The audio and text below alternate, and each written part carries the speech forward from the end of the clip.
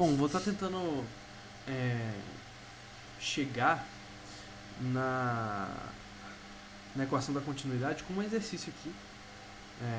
Vou tentar provar essa relação. Bom, eu vou começar. Eu vou querer analisar o que exatamente? Eu vou querer analisar a deformação de um fluido, tá? De um elemento de fluido. Então eu vou desenhar esse elemento de fluido aqui, que ele tem o ponto A e o ponto B. Tá? Ele é infinitesimal, ele é tão pequeno quanto eu queira. E a priori, ele vai ter no ponto A uma velocidade U1, e no ponto B ele vai ter uma velocidade U1 mais del U1, del x1, dx1, delta x1. Por quê? A velocidade de um fluido ela pode variar com o comprimento dele na direção x1. Se eu vou chamar isso aqui de direção x1, ela pode variar na direção x1 e na direção x2 também, que seria a vertical. Então, beleza. Eu tenho o meu elemento de fluido aqui. E depois de um tempo ΔT transcorrido, o que vai acontecer com esse meu elemento de fluido? Ele vai fazer... Meu Deus. Vai acontecer isso aqui com ele.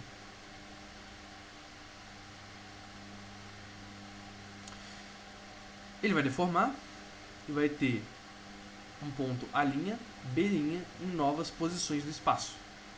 Certo? E eu posso falar... Deixa eu pegar uma cor laranja aqui para desenhar isso aqui. Eu posso falar que a distância do ponto A até o ponto A', ela vai ter um valor.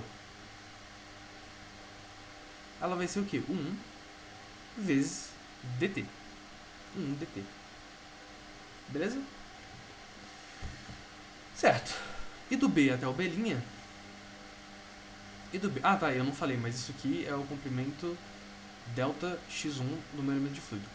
E ele vai ter também um comprimento, uma distância do ponto B até o B', que pode ser dado por quanto? Por U1 mais del U1 del x1 delta x1 vezes dt. Tá? E eu não sei se vocês lembram, mas em materiais de construção mecânica 1, a gente vê a equação de deformação para um sólido que ele é dado por isso aqui. Né? Isso faz sentido lá nos sólidos, e muitas coisas de McFlow você consegue pegar, pelo menos a intuição, graças à mecânica dos sólidos, a fazendo uma associação à mecânica dos sólidos. E aqui não é diferente. Aqui a gente vai falar que essa expressão, o equivalente dela, vai ser L0. Quem é L0? É 1 sobre del x1. Né? O 1 sobre L0 é 1 sobre delta x1. E isso vai multiplicar a variação do comprimento. Que, veja comigo que isso faz sentido. Isso aqui vai ser a derivada material, uma derivada total, de delta x1 no tempo. Faz sentido isso? Faz, né? Se não fizer logo de cara, relaxa, pausa o vídeo, tenta pensar um pouco, que isso vai fazer sentido pra você. Não é muito complexo. Agora eu vou querer abrir essa expressão. Vou abrir essa expressão. Isso aqui vai ser 1 sobre delta x1. Isso aqui a gente pode escrever como? Quanto que vai variar delta x1? Ora, vai ser A', B' menos AB sobre dt. Faz sentido isso? Faz, né? Acho que faz. Bom, mas quem é a linha B'? Quem é a linha B'? Olha, a linha B' é isso aqui. Não essa área, essa distância aqui. Como é que eu calculo essa distância baseado no que eu tenho? Ora, se eu pegar essa distância aqui e subtrair dessa, não vai dar exatamente o que eu quero. Eu preciso que essa distância aqui venha, na verdade, daqui até aqui. Porque se eu tirar isso aqui, menos isso aqui, eu vou ter exatamente isso aqui. Então, como é que eu faço para isso dar certo? Ora, é só somar o delta x1. Então, isso aqui vai ficar igual a 1 sobre delta x1, que multiplica. Quem é o A', B'? Vai ser delta x1 mais 1 mais del 1 del x1 delta x1 dt menos 1 dt. 1 dt. E quem é o nosso AB? Cara, AB é simplesmente ΔX1. Tudo isso dividido por dt. Agora vai cancelar um monte de coisa. Tá? Bom, se a gente fizer a distributiva, a gente vai ver que esse dt vai multiplicar esse U1, que cancela com esse U1 dt. Esse ΔX1 cancela com esse ΔX1. Então, vai sobrar justamente quem? Vou fazer aqui... Del. Peraí, vou fazer de um jeito mais bonitinho. Del U1. Del X1. Delta X1. dt. Sobre dt. Né? Fechou? Esse dt cancela com dt.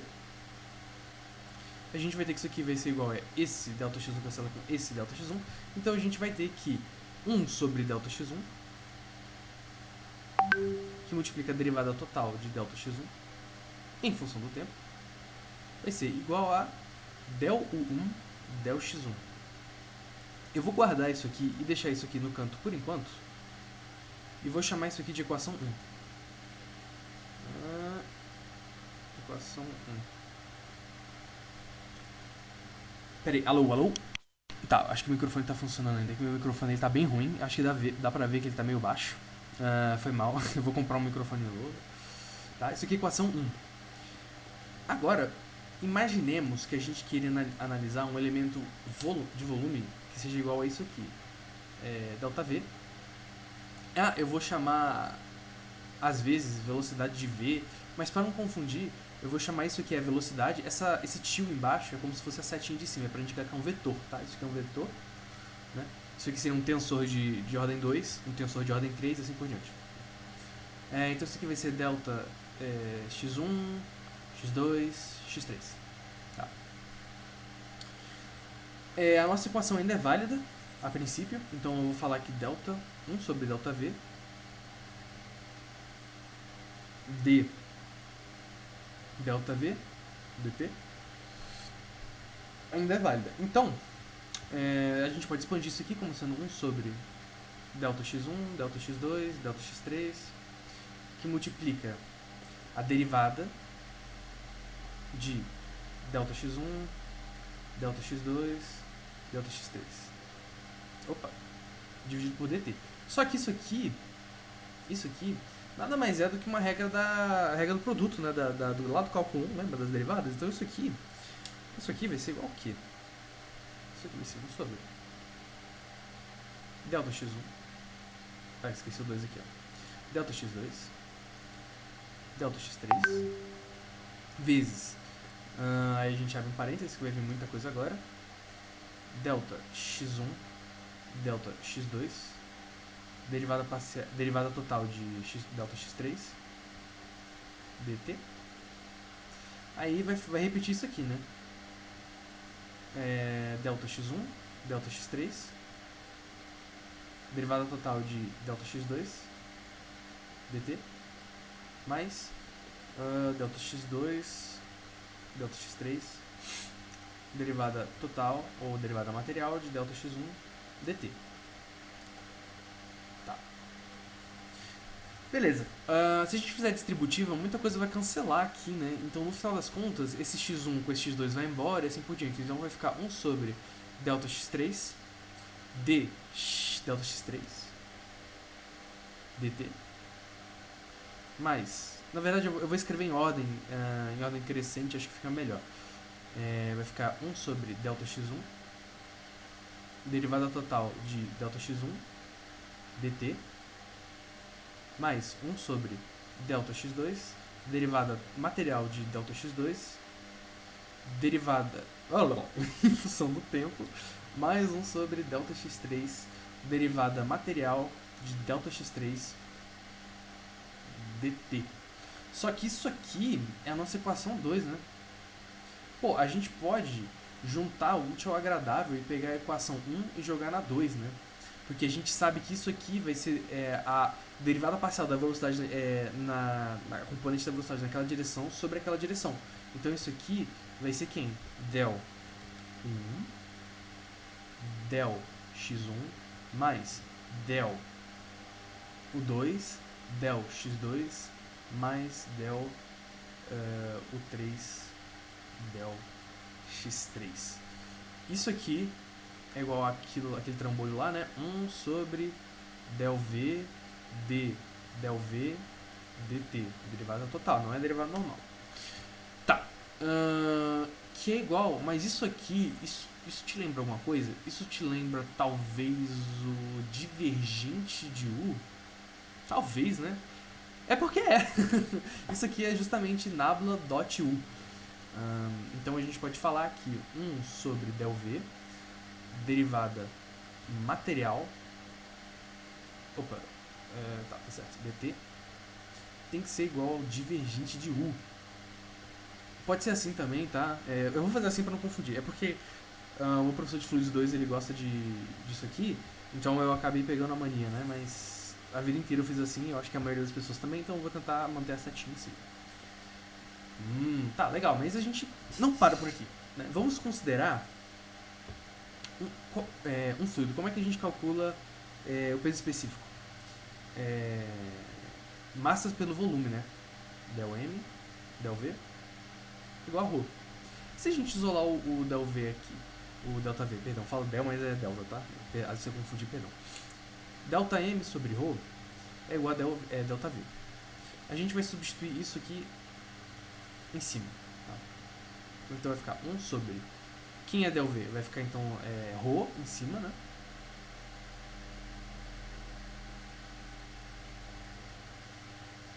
Vai ficar ρ em cima, vai ficar ρ sobre del M. Que multiplica a derivada de del M vezes ρ elevado a menos 1 dt tem que ser igual ao divergente de U. O campo de velocidade. Beleza. Isso aqui é mais regra do produto, só que como a massa é constante, a gente pode tirar ela da derivada e vai cancelar com o de baixo, então vai ficar ρ, que multiplica a derivada material de 1 sobre ρ, dt, tem que ser igual ao div de U. Tá. Só que isso aqui é a regra da cadeia, né? Porque tem uma função que é 1 sobre x e a função x. Então isso aqui vai ser ρ, que multiplica a derivada disso aqui, que vai ser menos 1 sobre ρ ao quadrado, vezes dρ dt. É bem tranquilo essa parte, é mais cálculo 1, né? Vocês já estão craques em cálculo 1. Aí isso aqui cancela com isso aqui. Então vai ficar menos 1 sobre ρ dρ dt. Tem que ser igual ao divergente, né, do campo de velocidade. Aí dá pra passar isso aqui somando, então vai ficar div de U mais 1 sobre ρ dρ dt igual a zero. Isso aqui nada mais é do que a equação da continuidade. Tem outros jeitos de escrever isso aqui. E isso aqui, inclusive, não é a forma que você talvez use nos seus exercícios. Porque isso aqui é a formulação diferencial. Diferencial, tá? Que é mais para fluidos 2. Em fluidos 1 eu tenho a impressão de que em fluidos 1 a gente usa mais a formulação integral. Porque a gente está preocupado menos com os detalhes, a forma diferencial vai te dar mais... vai ter mais preocupação com os detalhes, e a integral vai ter mais com o todo. Você vai ver que você vai usar a velocidade média do escoamento para calcular várias coisas, né? E como é que eu faço para sair disso aqui para isso aqui, da formulação diferencial para integral? Basta aplicar o teorema da divergência de Gauss, tá? Mas eu não vou fazer isso aqui, não precisa, não é difícil, mas não precisa, só para saber de onde vem. Mas nos exercícios você vai usar aquela formulinha que todo mundo conhece, que ela é bem mais simples, e é isso. Então eu espero que eu tenha conseguido te passar uma noção bem tranquila, não tranquila, mas intuitiva de como é que essa equação funciona.